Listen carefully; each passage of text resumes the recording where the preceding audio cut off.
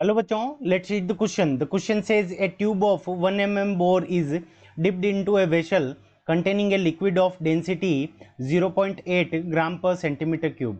Surface tension is 30 dyne per centimeter. Angle of contact is 0.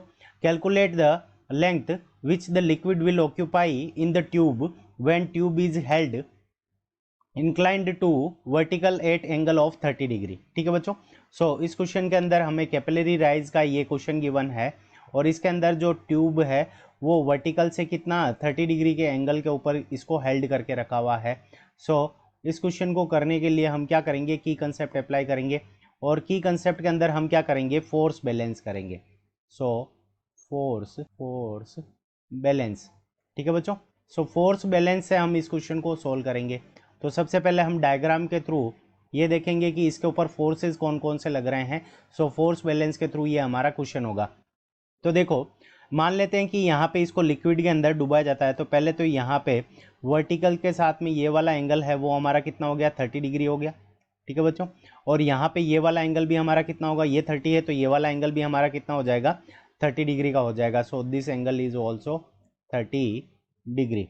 अब क्या होगा कि जैसे ही इसको हम डुबोएंगे तो मान लेते हैं कि यहाँ से यहाँ तक ये h हाइट है, इतना यहाँ से यहाँ तक इसके अंदर पानी या फिर जो भी लिक्विड है वो इसके अंदर फिल हो जाता है। ठीक है बच्चों।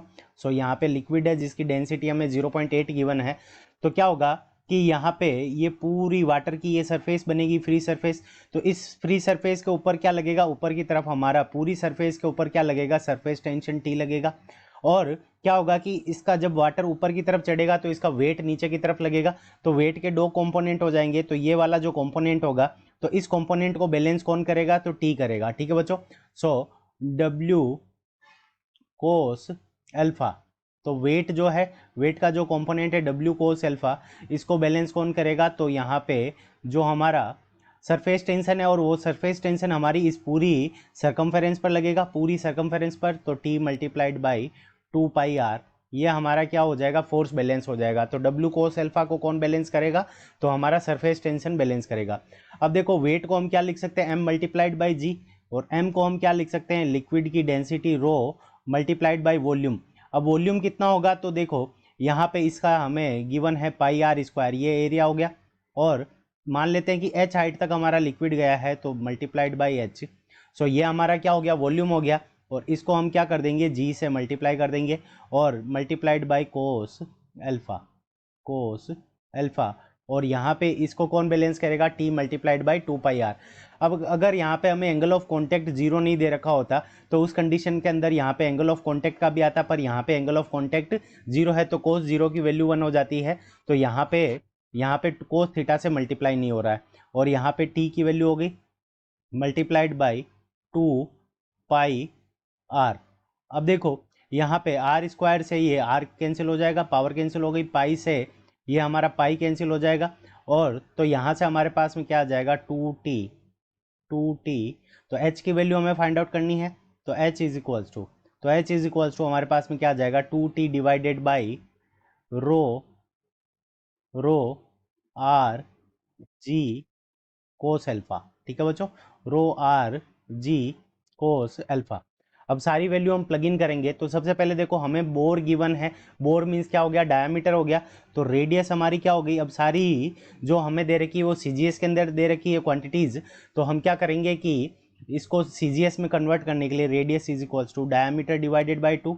अब डायमीटर 1 mm दे रखा है तो 0.5 हमारा क्या हो जाएगा, इसका डायमीटर रेडियस हो जाएगी। और इसको सेंटीमीटर में बदलेंगे तो हमारे पास में जो वैल्यू आ जाएगी 0.05 सेंटीमीटर।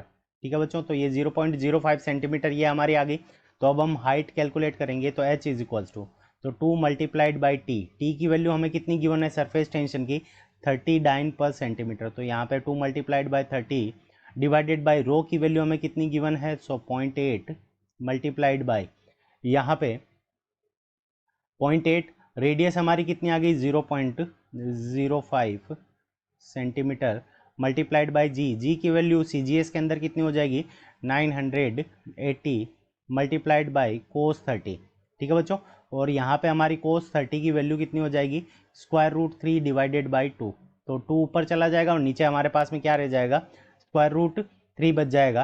तो 2 को यहाँ से हमारे को करेंगे तो 2 मल्टीप्लाइड बाय 30 और नीचे हमारे पास में क्या हो जाएगा 0.8 multiplied by 0.05 multiplied by 980 multiplied by square root three और इसके अंदर डिवाइड बाई 2 होगा तो वो 2 हमारा क्या चला जाएगा ऊपर चला जाएगा। तो यहाँ से हमारे पास में जो इसको जब कैलकुलेट करेंगे तो हमारे पास में जो h height is equals to कितना आ जाएगी सेंटीमीटर के अंदर आ जाएगी 1.77 सेंटीमीटर। ठीक है बच्चों। सो यहाँ पे जो लिक्विड जो राइज करेगा इस ट्यूब के अंदर उसकी हाइट कितनी हो जाएगी 1.77 centimetre. So this is our correct answer. I hope you understood it well. Best of luck. Thank you.